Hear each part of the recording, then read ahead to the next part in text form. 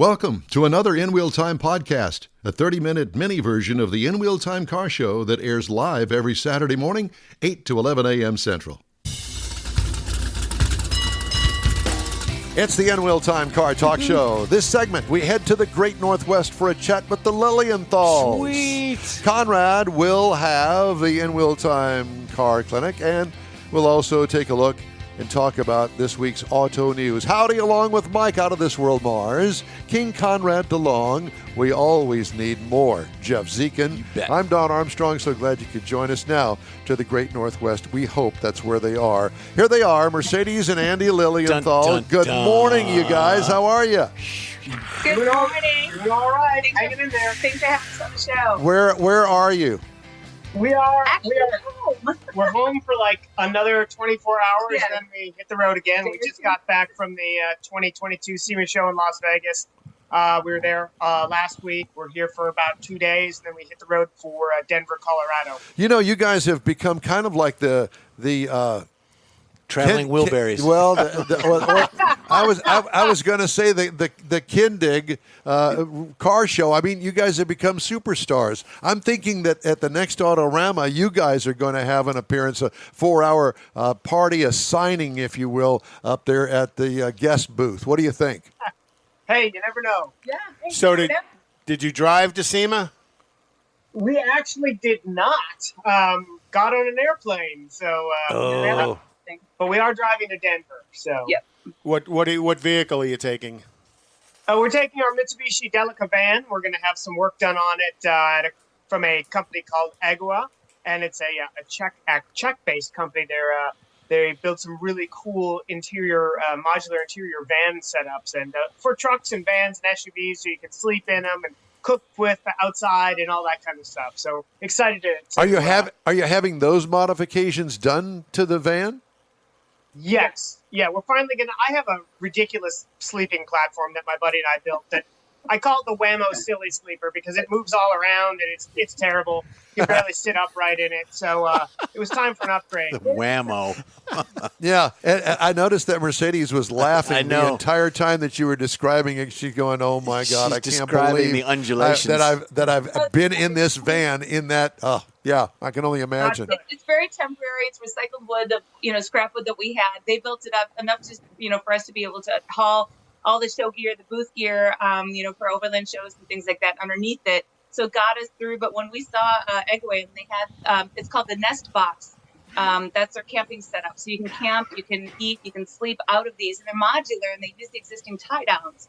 So we talked to the company and said, hey, we're both journalists. We'd love to use it, review it, test it out, see how it goes, and see if it even fits in a Delica. So we're driving down there to their U.S. headquarters to Denver to check it out next week. So more on that coming soon. Good. So what have you got? Well, okay, so you clearly have been to the SEMA show. What did you do there? What did you find out? What's the latest with that?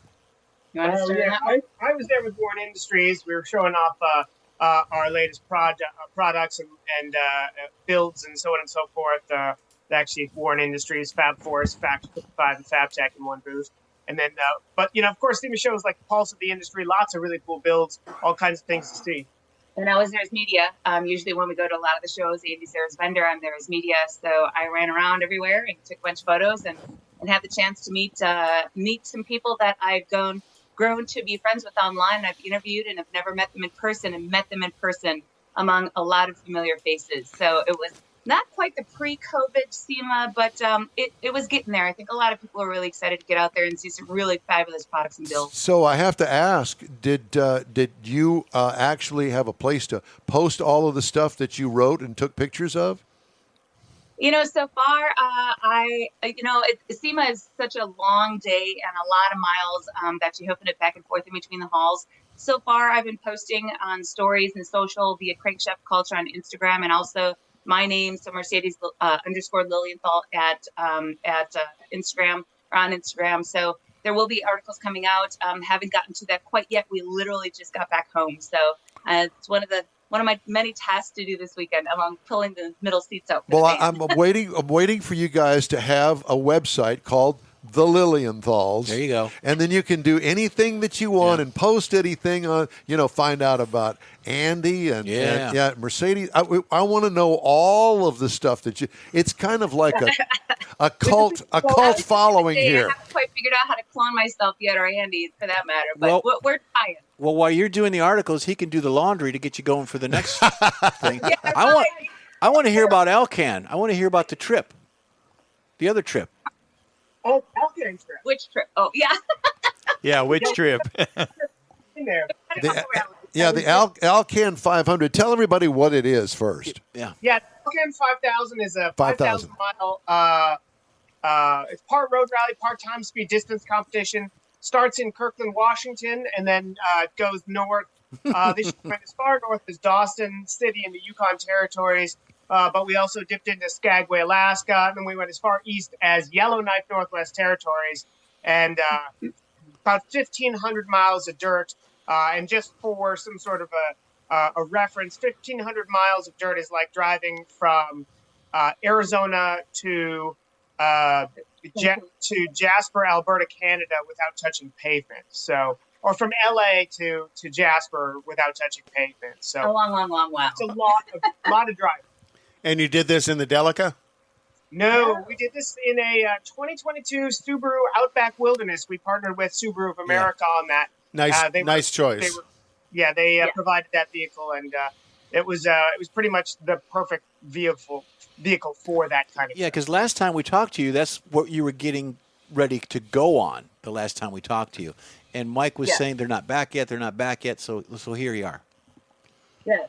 No, it was fantastic. The crew over at Subaru, they make such great all-wheel drive cars, and it was the perfect car for that type of rally. I mean, you're doing 10 days, 5,000 miles, like Andy was saying. And what's interesting is it's part time, speed, distance competition, and then part long transits. So time, speed, distance, it's not like a race, go fast, go crazy, go, get there as quick as you can. You have to. So, for instance, I've got my route book here. I don't know if you can see any of my chicken scratchings here, but they give you a huge route book that you have to follow in part specifically by a certain speed, by a certain length of odometer with mileage. Turn here, go this, change this speed, this and this and this, whatever. And they usually have those in the morning. But then you might have a 539-mile transit to the afternoon time, speed, distance challenge. So there's a lot that goes with it, but the Subaru Wilderness did a pretty darn good job to keep us on track, keep us on point on the roads. The all-wheel drive system was really fantastic, especially in a lot of the slop that we got into. How many vehicles were in there? Was the car all painted up down the sides? Here come the Lilienthals or something? It did have a livery on it that Subaru designed. Our names were on the side of it. There were a total of 27 cars or something.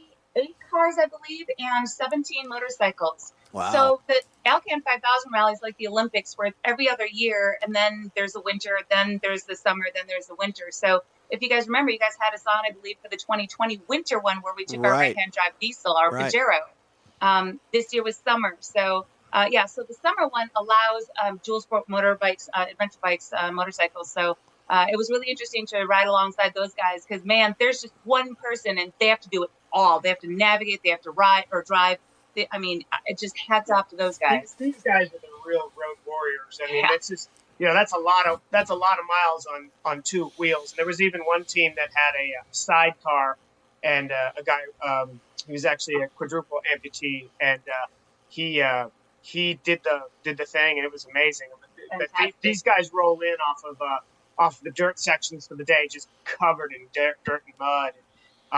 But we had it pretty cushy. That Outback was, has leather seating and heated seats and air conditioning, and the guys on the motorcycles were just out there, wind in their face, so eating bugs.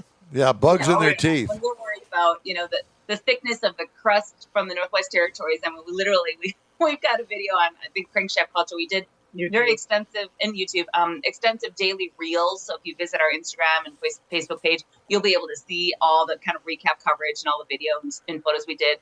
We've got one segment of where Andy, there's a huge Alcan 5000 logo on the door, and we knew exactly where it was. He took a credit card and started just scraping off the dirt because you couldn't. We had to get the rear brake lights clean because we got out, we went to the bathroom, BFE somewhere in Northwest Territories. Went, oh my gosh, nobody could even see our brake lights. It was so caked on.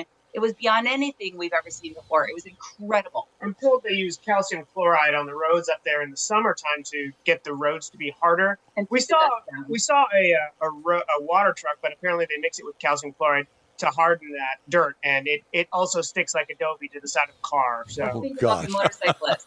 I mean, wow. They're wearing it. Yeah, I can only imagine. Well, so let's now switch gears and let's talk about the Rebelle Ralley. Yeah, so the Rebelle Ralley is a yearly competition, and that's all women. It's map and compass based, so there's no GPS allowed. And this year I partnered with my navigator, Emily Winslow. She's based out of Seattle, Washington, where we're in Oregon, and partnered with Jeep. And so I was one of the 3 Jeep teams, part of corporate, and we drove their 2023 Jeep Wrangler Rubicon 4xe plug-in hybrid. And how did the plug-in hybrid do off-road? It did great. It was what was awesome about that, and we've only had the opportunity to drive one. Gosh, what was it? 2 years ago, right when they first came out, There was a fleet vehicle that we drove, and we got the okay to take it off the pavement and do some off-roading in it with full EV mode and really test it out for articles. That vehicle is so great because there's instant torque, there's instant power because it has that battery assist to it, and you can run it in all EV mode. I think it's got 21 miles of all EV mode, so it's great. So, for instance, if you've got really technical sections of the Rebelle on the trails where it's really rocky or really steep, you can literally cut the engine and hear what the car is doing. So you can feel, where it's going. You can hear it. You can hear the rocks crunching underneath you, that type of thing. And it's really neat. It's like, oh, there are grasshoppers everywhere. I can hear them whizzing by me instead of just hearing the chug of an engine. So it's pretty cool. Now, did you have to stop and plug it in at any time? We did, yeah. So we plugged it in every night. There is a remote base camp that kind of follows the rally. So I think we had 4 base camps total. And a company called Renewable Innovations, they have a couple of different setups. They have a big a dual sunflower solar unit that actually powers base camp. And then they have a mobile truck unit that's a semi-trailer that usually it can run off of hydrogen. And this is the first time at Base Camp 4 that they actually did successfully run off of hydrogen. They've been having issues getting hydrogen in that far deep into the desert, and companies, accidentally saying, yeah, we can't, anymore. We don't have the supplies, whatever, what have you, but they can run on diesel.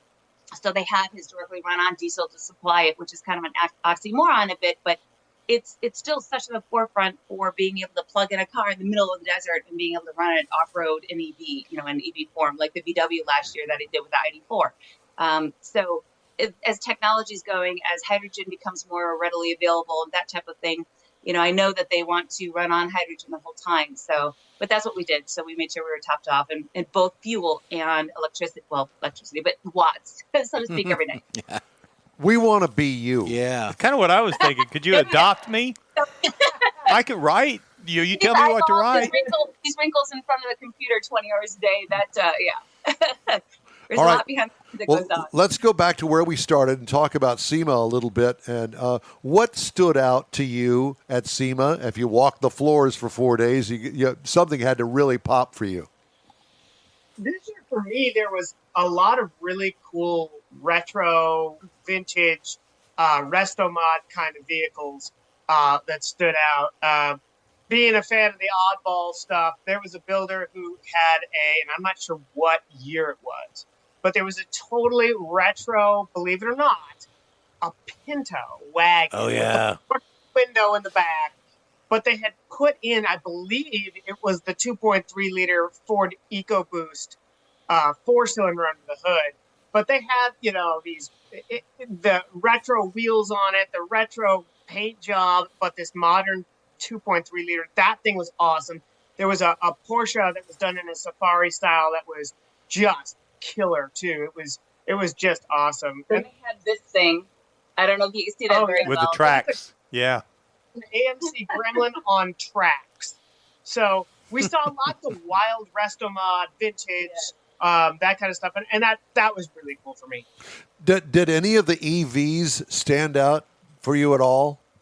What was interesting is there was a number of EV conversions this year that, like, more than just 1 or 2. there were people. There was even in the Jeep booth.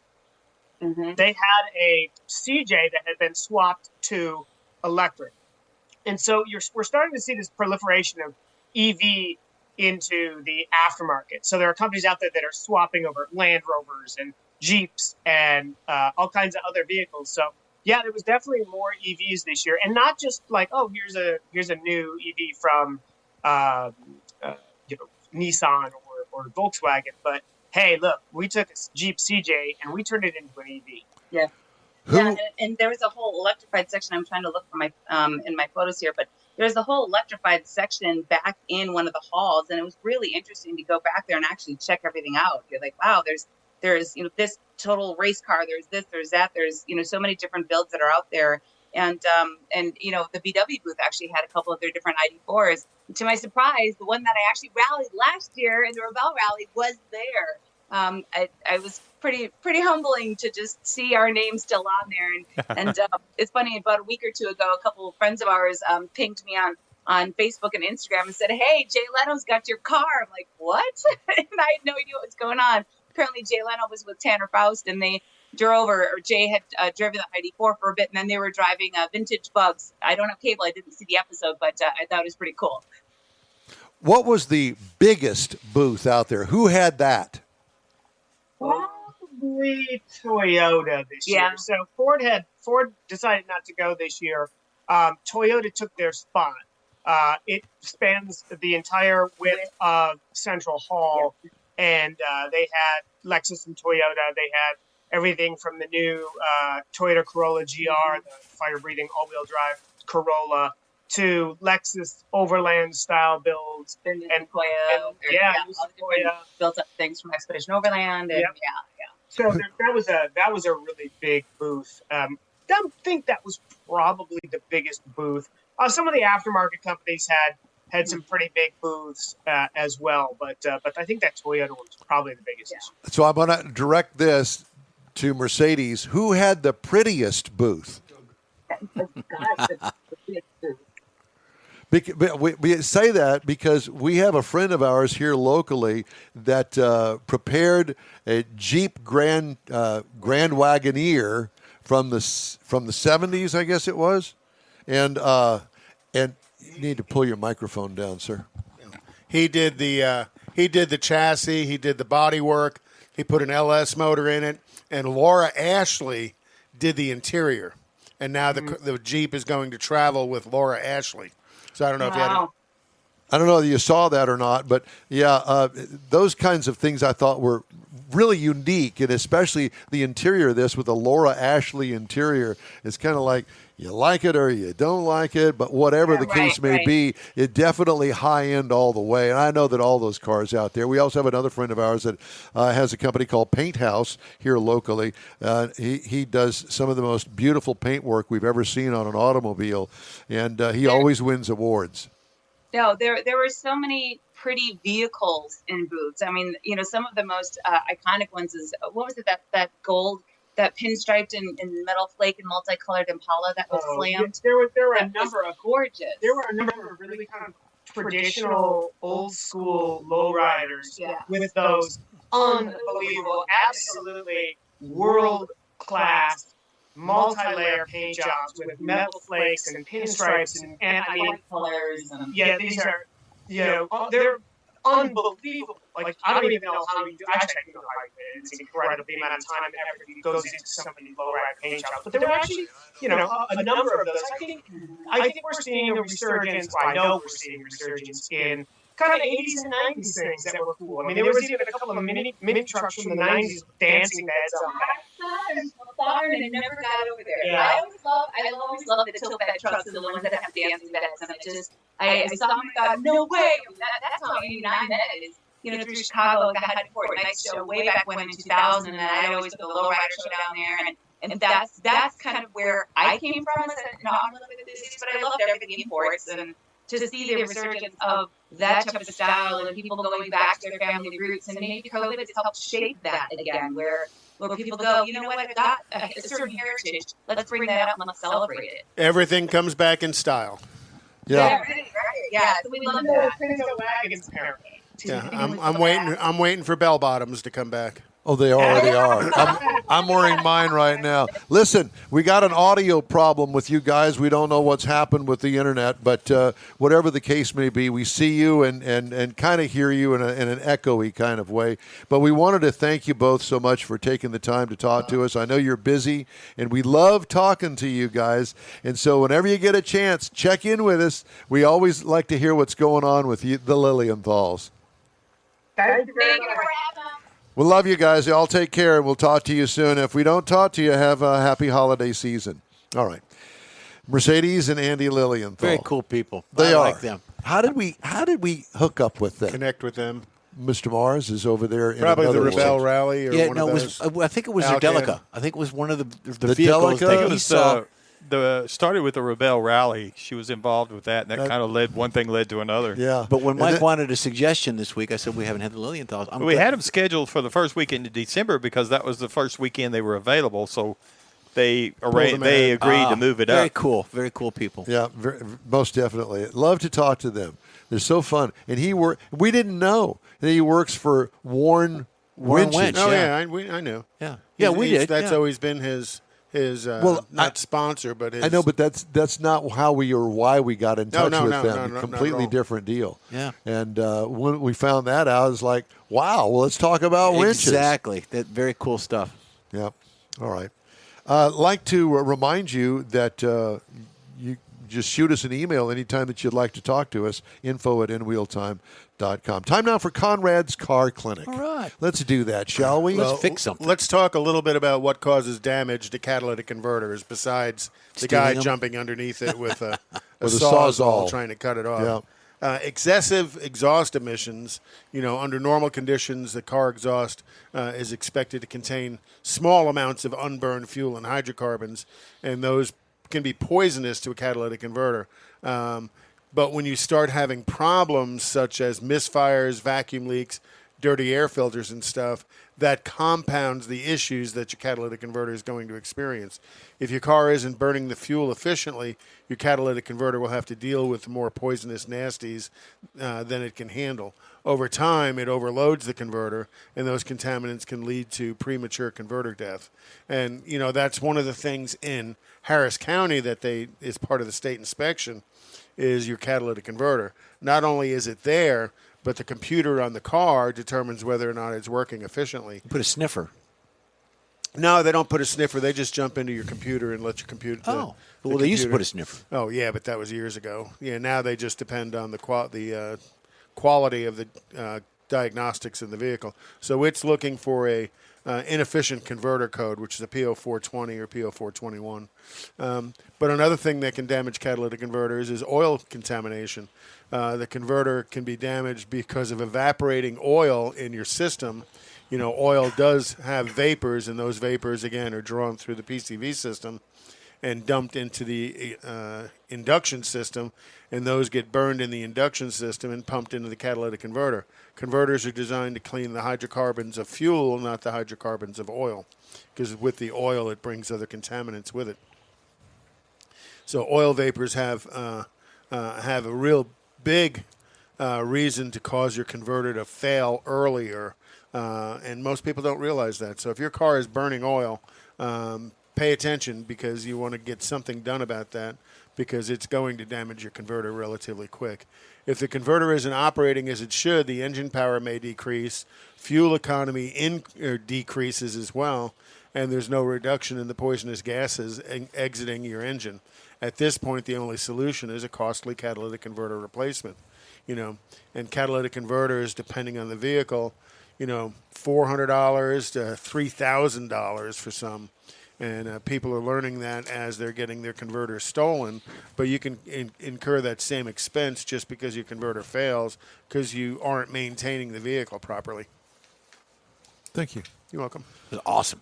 I have a bad dealer story. Oh. A Florida woman was arrested for grand theft following an investigation into a Chevrolet dealership's payroll.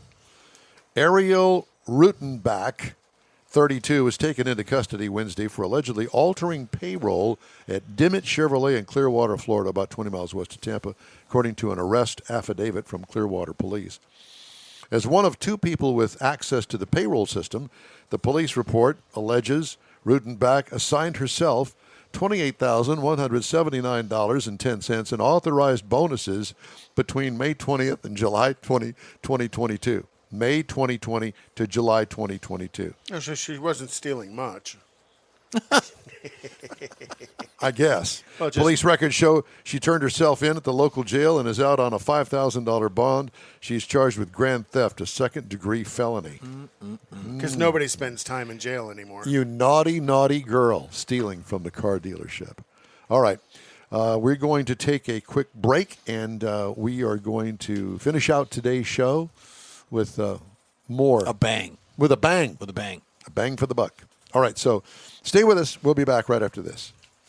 Hey, Houston, America's greatest hot rod tradition is back. Thanksgiving weekend. The O'Reilly Auto Parts Autorama at the George R. Brown Convention Center. 4 action-packed days of hot rods, customs, classics, trucks, performance cars, and live music. Do not miss the Ultimate Lowrider Showcase, sponsored by Shorty's Hydraulics and the Traditional Rod Garage. Saturday only, it's the Tuner Galleria with 250 imports, JDM, and luxury cars, plus music and models. On the celebrity stage, presented by Nick's Auto Repair and Classic Car Restoration, meet Bad Chad and wife Jolene from Bad Chad Customs on Friday. Saturday, it's Dave Kindig from TV's Bitch and Ride. Sunday, it's Danny Coker and Kevin Mack from TV's Counting Cars. Shop the swap meet and women's world all weekend. The O'Reilly Auto Parts Autorama. November 25th to 28th at the George R. Brown Convention Center. Discount tickets at O'Reilly Auto Parts. Part of the Summer Racing Equipment Show Car Series. See Autorama.com for more info. Starting to work on your Christmas calendar? Be sure to add the next Tailpipes and Tacos Cruise-In Saturday, December 17th. You'll want to attend Tailpipes and Tacos Christmas Edition at the Loopy Tortilla in Katy, 8 to 11 a.m. It's the only place cruisers compete for Loopy's Chili Pepper trophies and other prizes. There's no charge to enter your vehicle for Best Hot Rod, Best Classic, or Best Modern Classic.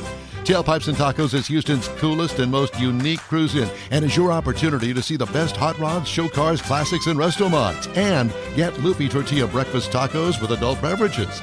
There's no entry fee and cars will automatically compete for those much sought-after custom Loopy trophies and other prizes. It happens at the Loopy Tortilla Tex-Mex in Katy on the Grand Parkway at Kingsland Boulevard, just south of I-10. It's the Tailpipes and Tacos Christmas Edition, Saturday, December 17th. The In Wheel Time Car Talk Show will be there too. Celebrate the Christmas season with friends and family at Tailpipes and Tacos. Saturday morning, December 17th, 8 to 11. We'll see you then, weather permitting. The In Wheel Time Car Talk Show is now part of the iHeart family. Now you'll have access to 24/7 Car Talk anytime you need a fix. Just download the iHeart Radio app and ask for In Wheel Time Car Talk, and there we are. Be sure to save us in your iHeart library for instant access. No matter where you are, you have the best Car Talk Show right on your PC, laptop, or mobile device and never have to worry about finding us again. Of course, you can always get access to our video and audio streams via InWheelTime.com and your favorite podcast channel, and all of this is free to you.